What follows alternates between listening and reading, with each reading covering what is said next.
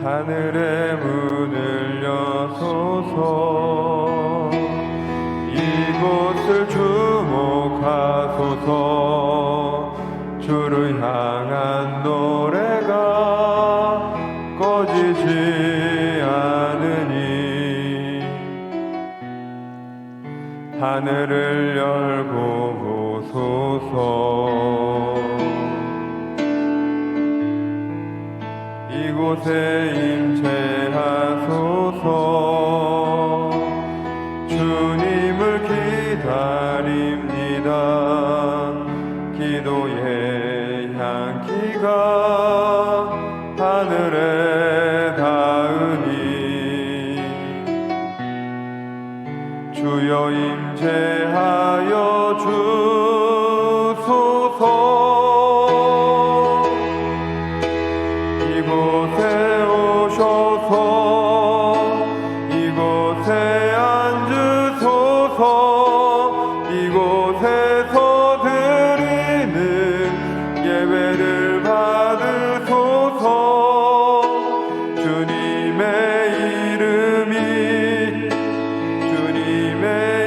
이름만이 오직 주의 이름만 이곳에 있습니다.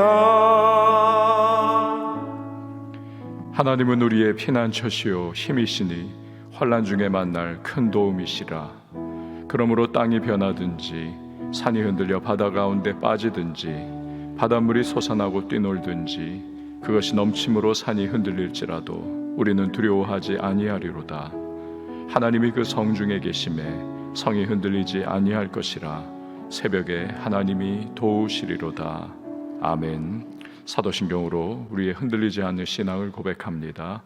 전능하사 천지를 만드신 하나님 아버지를 내가 믿사오며 그 외아들 우리 주 예수 그리스도를 믿사오니 이는 성령으로 잉태하사 동정녀 마리아에게 나시고 본디오 빌라도에게 고난을 받으사 십자가에 못 박혀 죽으시고 장사한 지 사흘 만에 죽은 자 가운데서 다시 살아나시며 하늘에 오르사 전능하신 하나님 우편에 앉아 계시다가 저리로서 산자와 죽은 자를 심판하러 오시리라.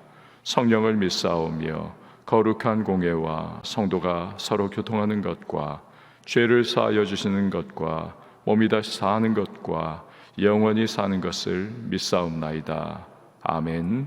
앉으셔서 찬송가 93장 찬양합니다.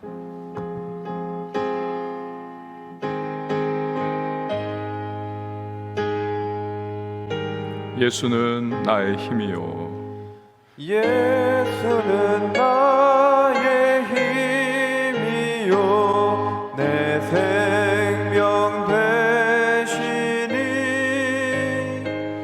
구주 예수 떠나 살며 죄 중에 빠지리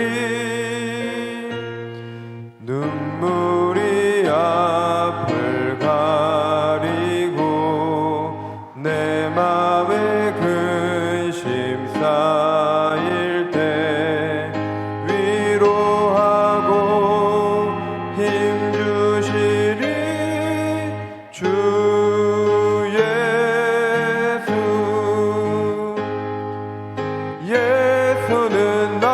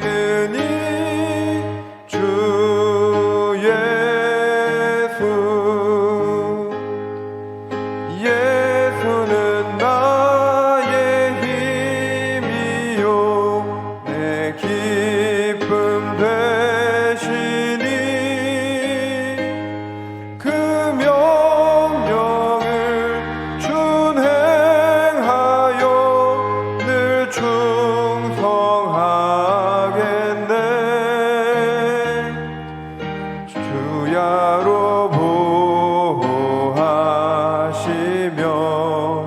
바른 길 가게 하시니 의지하고 따라가리 주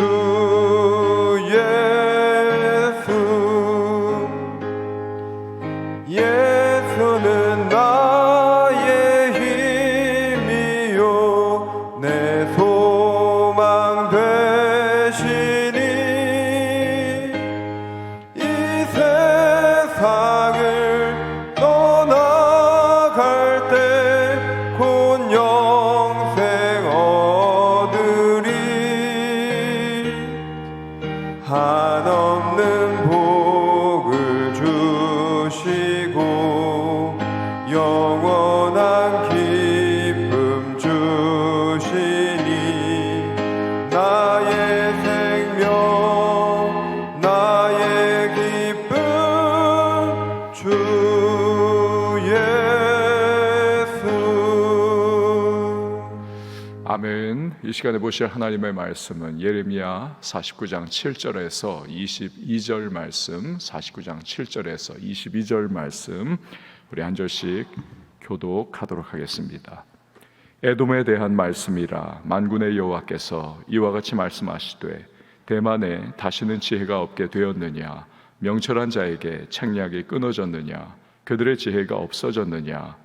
두단 줌이나 돌이켜 도망할지어다. 깊은 곳에 숨을지어다. 내가 에서의 재난을 그에게 닥치게 하여 그를 벌할 때가 이르게 하리로다. 포도를 거두는 자들이 내게 이르면 약간의 열매도 남기지 아니하겠고 밤에 도둑이 오면 그 욕심이 차기까지 멸하느니라. 그러나 내가 에서의 옷을 벗겨 그 숨은 곳이 드러나게 하였나니 그가 그 몸을 숨길 수 없을 것이라. 그 자손과 형제와 이웃이 멸망하였은즉 그가 없어졌느니라. 내 고아들을 버려도 내가 그들을 살리리라. 내 과부들은 나를 의지할 것이니라. 여호와께서 이와 같이 말씀하시니라. 보라, 술잔을 마시는 습관이 없는 자도 반드시 마시겠거든. 내가 형벌을 온전히 면하겠느냐? 면하지 못하리니 너는 반드시 마시리라. 여호와의 말씀이니라. 내가 나를 두고 맹세하노니 보스라가 놀램과 치욕거리와 황폐함과 저주거리가 될 것이요 그 모든 성읍이 영원히 황폐하리라 하시니라.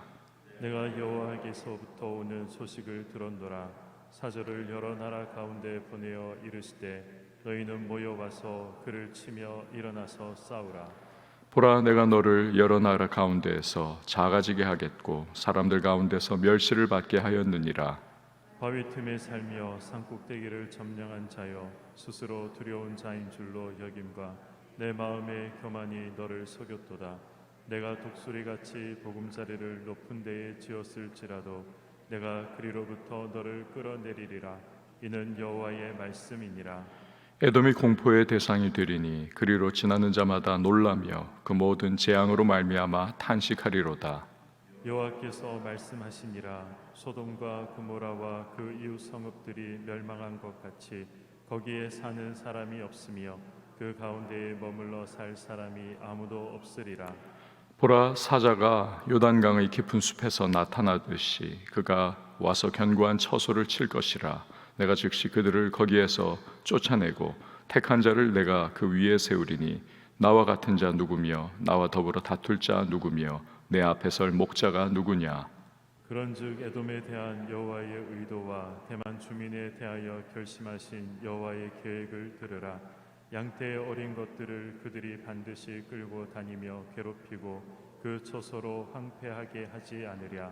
그들이 넘어지는 소리에 땅이 진동하며 그가 부르짖는 소리는 홍해에 들리리라.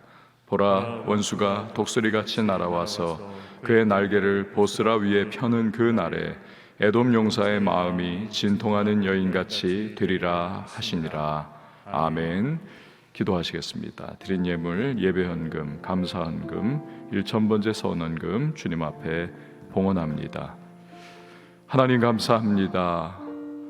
복된 이 하루를 우리에게 허락해 주시고 기도 가운데에 문 열며 오늘도 주님의 그 은혜를 구할 수 있는 하나님의 백성 삼으심에 감사와 찬양을 올려드립니다. 우리의 마음을 주님 앞에 초점 맞추고 오늘도 그 얼굴 구하며 기도로 나아갈 때 성령이여 기름 부음으로 충만하게 임재하시고 오늘도 우리의 심령과 생각, 우리의 모든 행동과 우리의 삶을 능력의 강한 손으로 붙들어 주시옵소서. 여러 가지 순간순간 또 사람을 만나고 선택과 결정하고 우리의 모든 발걸음을 떼어나가는 이 하루의 모든 시간마다 예비하신 은혜를 베풀어 주시고 미련하고 연약한 우리들 주님의 선한 뜻과 그 길로 인도하여 주셔서 오늘도 하나님의 은혜였다 고백할 수 있는 복된 주의 백성들 다 되게 하여 주시옵소서. 주여 오늘도 능력의 손을 펴시사 우리를 붙잡아 주시고 가정과 일터의 현장, 자녀, 교회와 이 나라와 민족 또 우리 모든 선교사님들 주님의 은혜의 날개 아래 늘 품어주셔서 주 하나님의 백성 그 모든 삶의 축복을 누리며 또 하나님의 자녀로서의 모든 은혜를 오늘도 이른비 늦은비와 같이 풍성하게 경험할 수 있는 우리 모든 주의 백성들이 되게 하여 주시옵소서.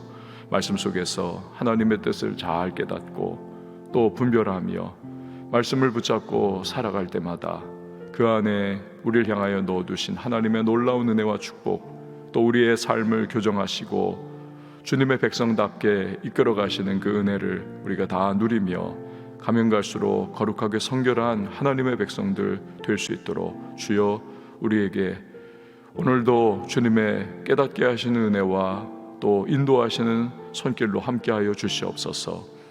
드린 귀한 예물들이 있습니다. 믿음 담고 기도의 제목 담아 주님 앞에 간절한 소망으로 봉헌하오니 연락하여 주시고 하늘의 신령한 은혜와 땅에 기름진 복을 더하시고 응답의 이른비의 늦은비의 은혜를 더하여 주시옵소서. 오늘도 섬기는 반주자에게 주님의 평강을 더하시고 그 섬김 속에 하나님 기쁨 되게 하시고 주께서 예비하신 은혜를 그 삶과 범사 가운데 허락하여 주시옵소서. 이후에 모든 시간을 맡겨드립니다. 영상으로도 함께 기도 가운데 나가는 모든 주의 백성들도 주께서 은혜 베풀어 주실 줄 믿으며 예수님의 이름으로 기도합니다. 아멘. 예레미야를 통해서 주시는 에돔 족속에 대한 심판의 예언의 말씀입니다. 지금 이방 족속에 대한 심판의 5번째 대상이죠. 이 에돔은 여러분 아시듯이 에서의 후예들입니다. 그러니까 이스라엘의 형제 국가인 거죠. 그러나 에서가 야곱에 대해서 가졌던 그 악감정을 이게 이제 민족 정서가 되는 거죠. 쭉 흘러내리면서 이 에돔 족속이 이스라엘을 굉장히 적대시하고 많은 폐해를 끼칩니다. 시편 137편 7절 말씀에 보면 이 포로된 유다 자손들이 바벨론 강변에서 울면서 부르는 노래 내용이 이 에돔 자손에 관한 하소연이 또 포함이 되어 있습니다. 여호와여 예루살렘이 멸망하던 날을 기억하시고 에돔 자손을 치소서. 그들의 말이 헐어버리라 헐어버리라 그 기초까지 헐어버리라 하였나이다. 때리는 시험이보다 말리는 시누이가 더 밉다고 예루살렘을 함락하는 그 직접적인 대상인 바벨론보다 오히려 그 옆에서 바벨론 군사들에게 그냥 완전히 헐어버리라 하면서 그렇게 막 멸망을 북돋는 이 에돔의 악행, 이 유다 백성들에게 있어서는 더 아프다는 겁니다.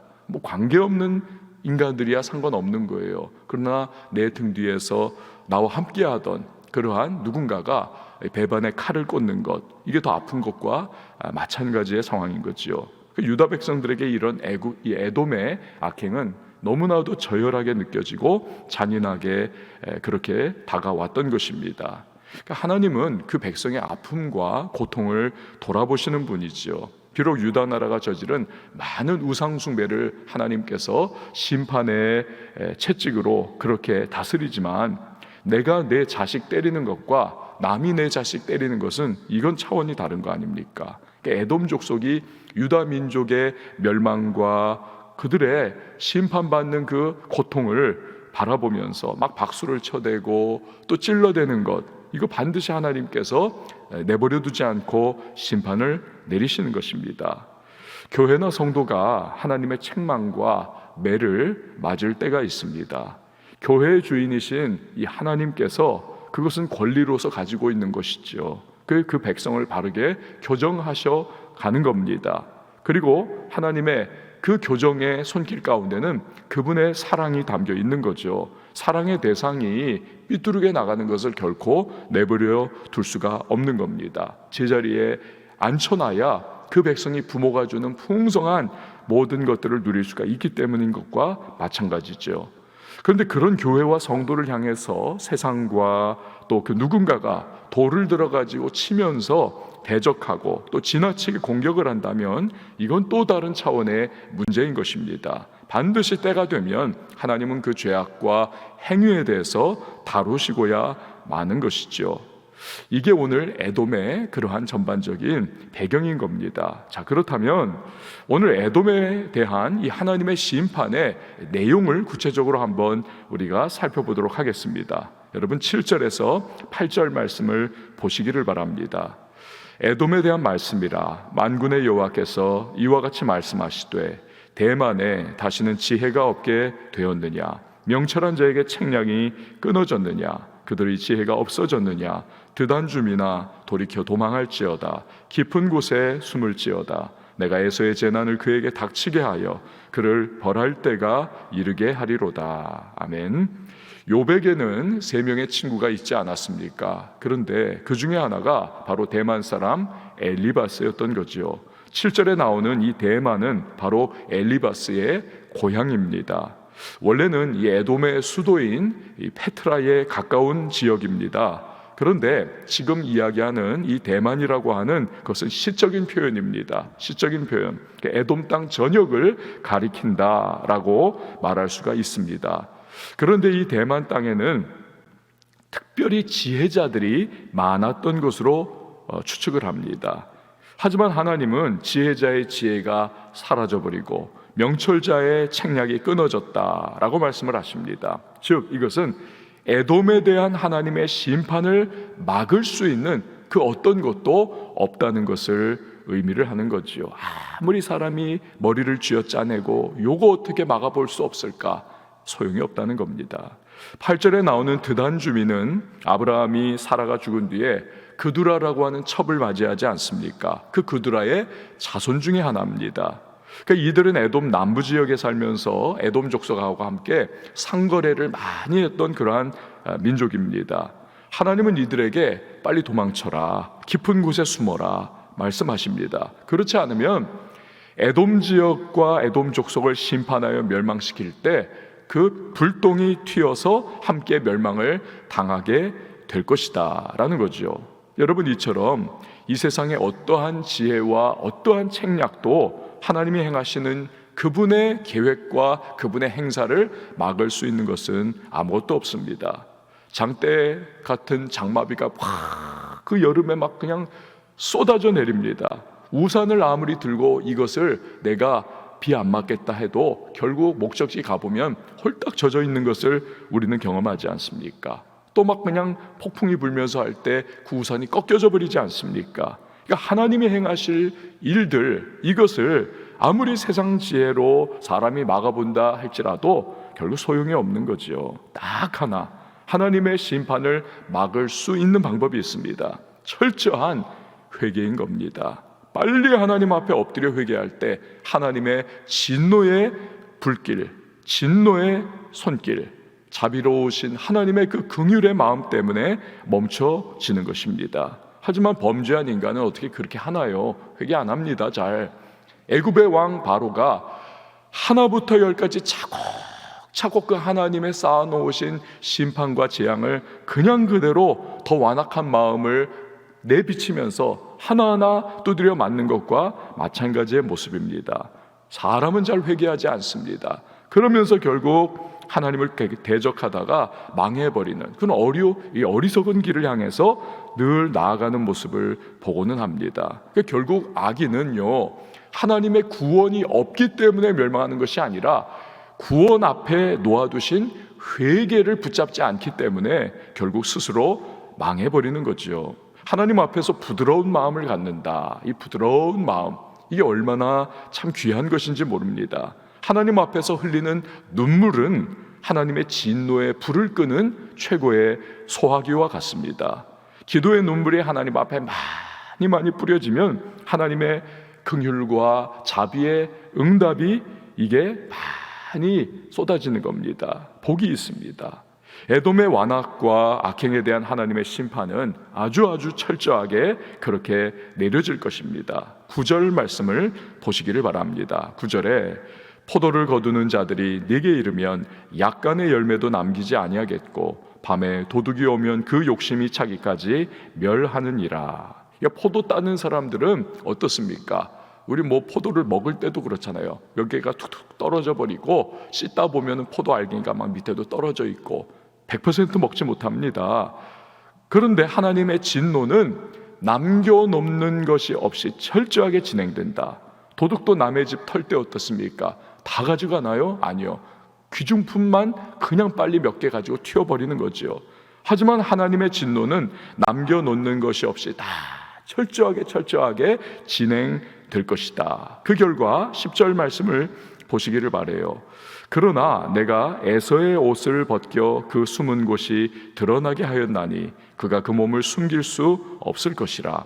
그 자손과 형제와 이웃이 멸망하였은즉 그가 없어졌느니라. 그러니까 에돔 족속은 완벽하게 완전히 멸절될 것이다. 하지만 하나님께서 에돔 족속을 멸망시키는 그 과정 속에서도 하나님이 손을 펴서 자비를 베푸는 대상은 있다는 겁니다. 11절 말씀을 보시면 그 대상이 누구냐 하면 내 고아들을 버려도 내가 그들을 살리리라. 내 과부들은 나를 의지할 것이니라.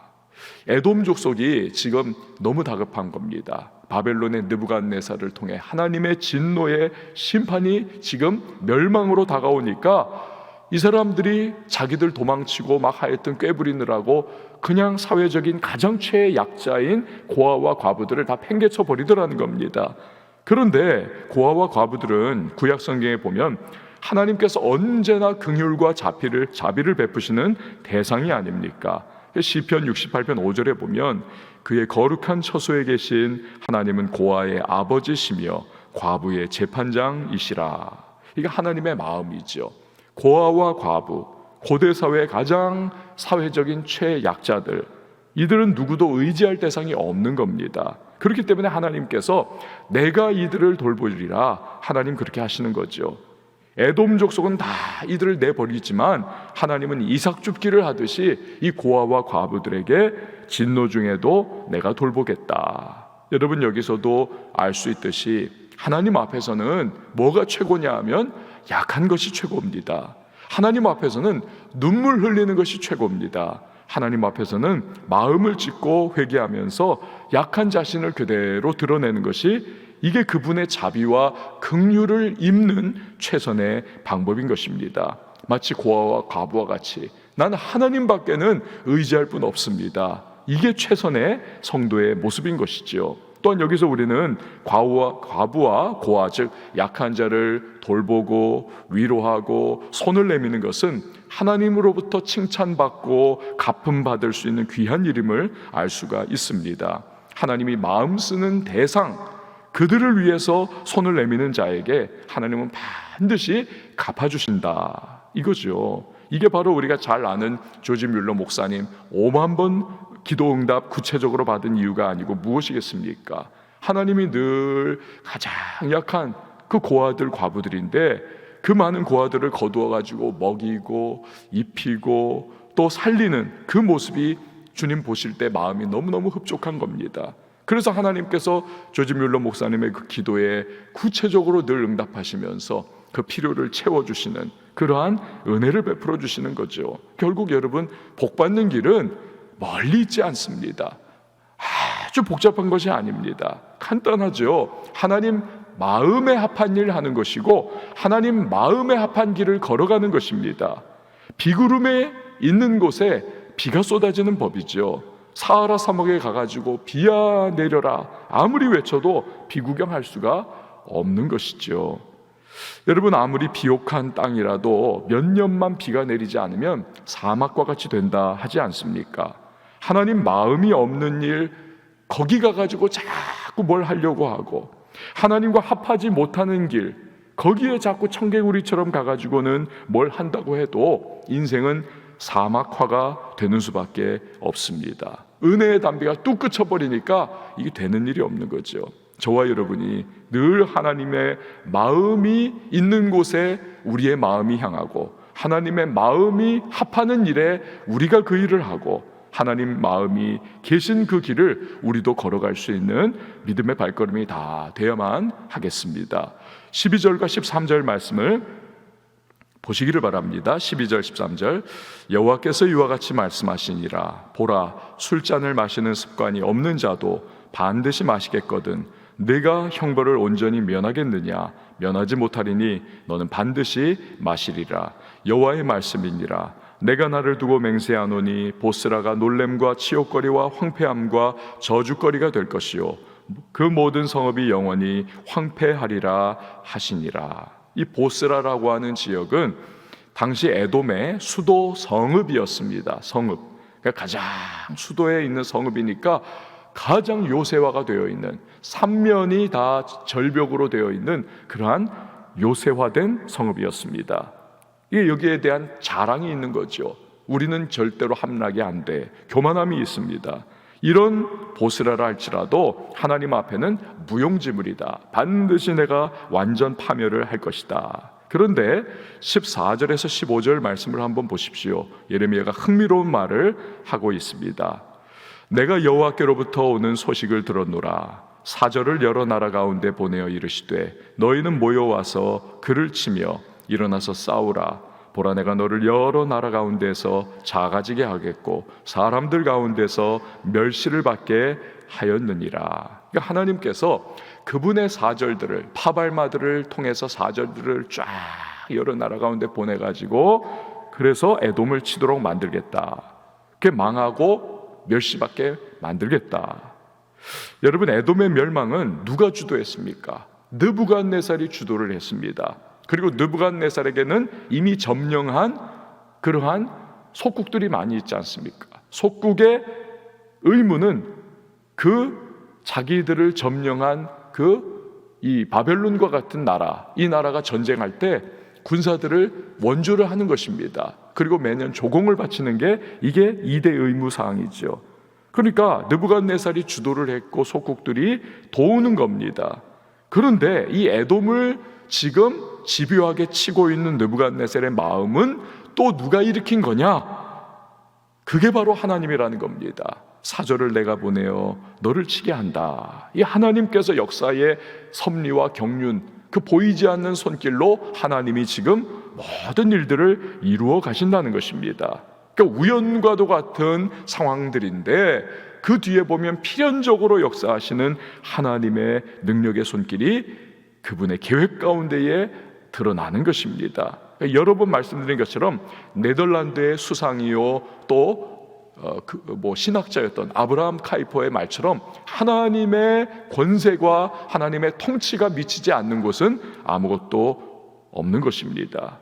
그렇기 때문에 하나님의 백성은 자꾸 세상 사람, 자꾸 내 도움이 될 만한 사람 쫓아다니면서 비굴하게 행동하지 않습니다. 하나님의 백성은 오직 하나님 앞에서만 약할 뿐입니다. 하나님 앞에만 무능할 뿐입니다. 하나님 앞에 나는 약하고 무능합니다. 눈물로 엎드리면 되는 겁니다. 그럼 하나님께서 약한 자를 들어 강한 자를 부끄럽게 하시고, 무능한 자를 들어 힘있고 또 지혜 있는 자들을 부끄럽게 하시고, 그 앞에 기도와 눈물로 나는 약합니다 엎드려 간구하는 자를 주께서 일으켜 세우시면서 기쁨의 춤을 추도록 그렇게 반드시 이끌어 주실 겁니다.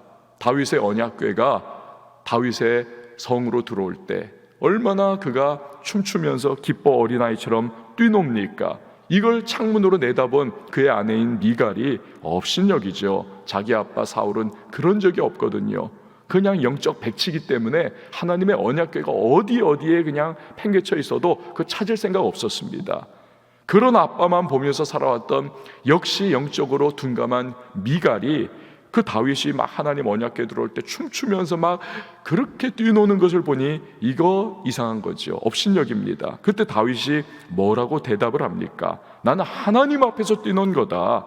너의 여종, 너의 말처럼 여종들이 이런 나를 보며 채신머리 없다고 놀린다 할지라도 하나님은 나를 그 누구보다 높여주실 것이다. 나는 하나님 앞에서 뛰는 거야. 여러분, 이처럼 하나님 앞이라면 어린아이처럼 약하고 눈물 보이고 또 뛰놀고 기뻐했던 그런 다윗이기 때문에 하나님 마음에 합한 다윗이죠. 하나님은 그를 천하제일의 군주로 높이 세워주시고 영광을 주시더라는 것입니다. 오늘 우리도 약하고 또 우리도 정말 나는 무능합니다. 하나님 앞에 기도의 시간을 갖습니다. 우리도 약할 때 강함 주시는 그 하나님의 능력을 경험하게 될 겁니다. 우리도 나는 무너졌습니다. 난 도움이 없습니다. 오직 하나님만이 나의 도움이십니다. 요새요 방패이십니다. 반드시 하나님은 그 기도에 응답하시며 우리 눈물 닦아주시고 우리의 한숨을 없애주시고 무너진 삶을 회복시켜 주실 줄 믿습니다.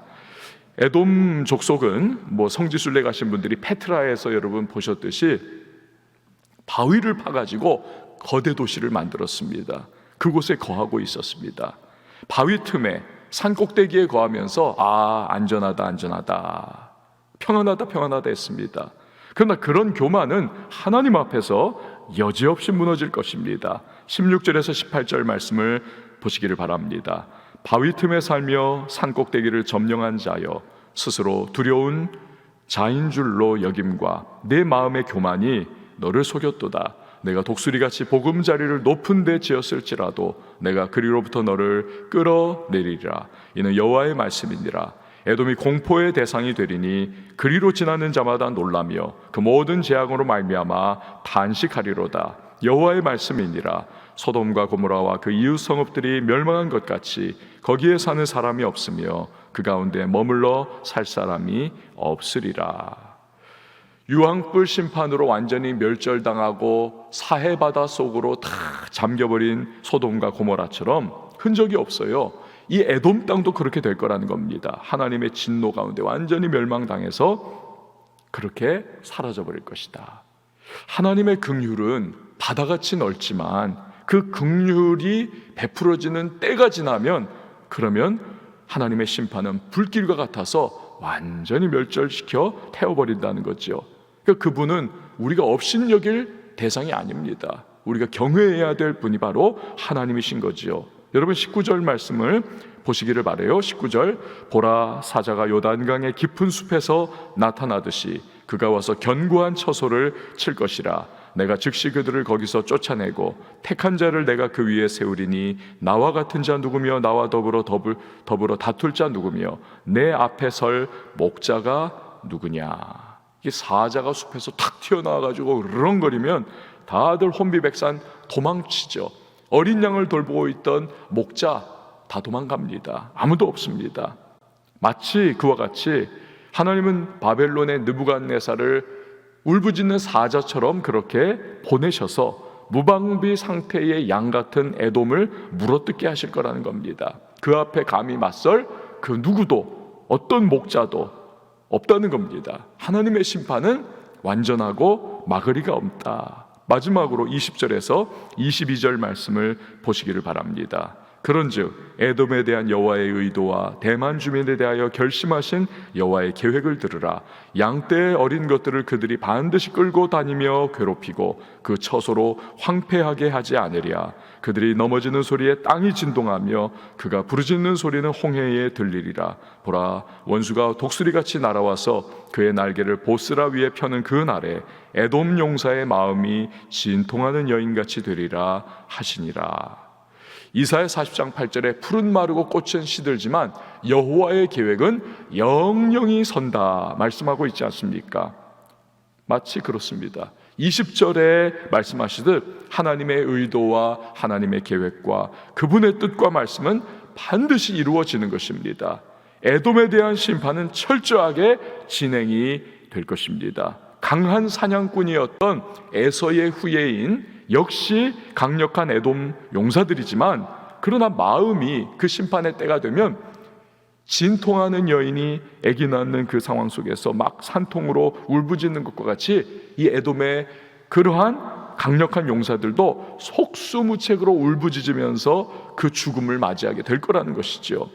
이런 에돔의 심판 메시지를 보면서 여러분, 결국 우리가 가져야 할 마음은 무엇입니까? 하나님은 그의 계획을 반드시 이루신다는 사실입니다.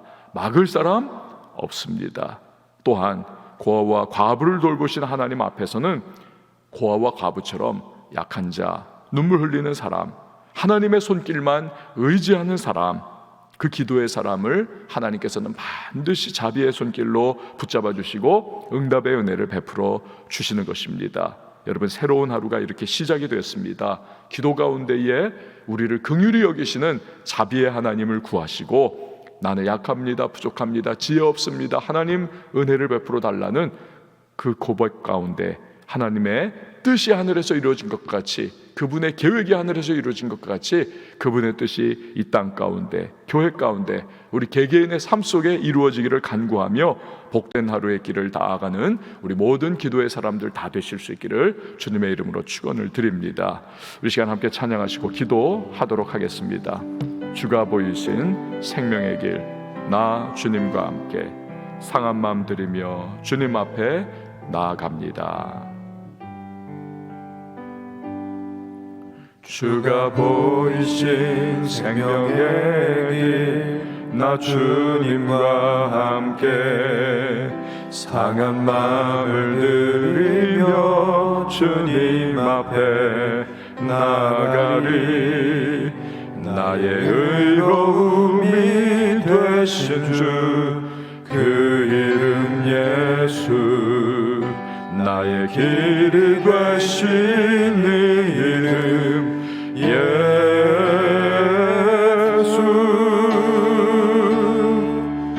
나의 길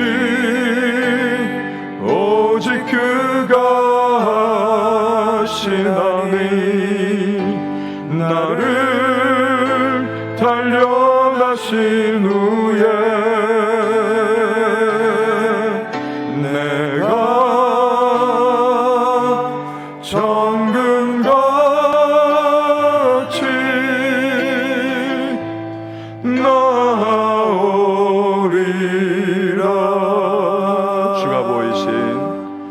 주가 보이신 생명의 길, 나 주님과 함께 상한 마음을 들이며 주님 앞에 나가리.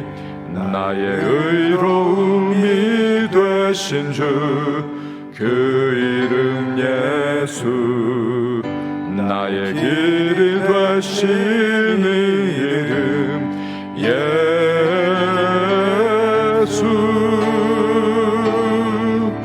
나의 길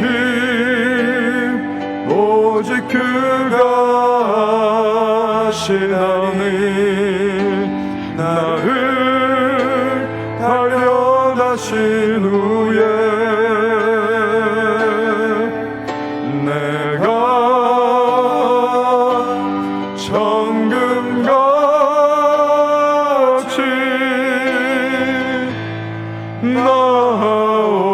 나오리라.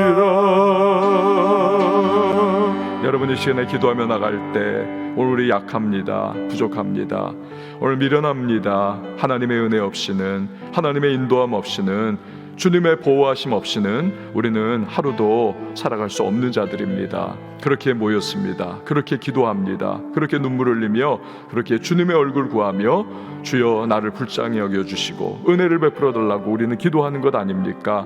하나님의 뜻이 하늘에서 이루어진 것과 같이 그분의 계획이 이루어질 겁니다. 그분의 뜻이 펼쳐질 것입니다. 주님, 그 선한 뜻과 주님의 가지고 계신 날 향한 계획, 우리 가정과 자녀와 교회와 시대를 향한 주님의 뜻을 이루어 주시고, 오늘 그 과정 속에 내가 있습니다. 불쌍히 여기시고 은혜를 베풀어 달라고 하늘의 문을 열어주시고 주님의 응답의 역사로 내 삶을 주관하시고 인도해 달라고 우리 간절히 기도하고요, 교회를 위해서 기도해 주시고 또 우리 선교사님들을 위해서, 나라와 민족을 위해서, 우리 열방을 위해서, 북녘 땅을 위해서 이 시간 우리 다 같이 한번 두 손 높이 들고 주님의 이름 세 번 외치고 우리 자유하게 통성으로 기도합니다.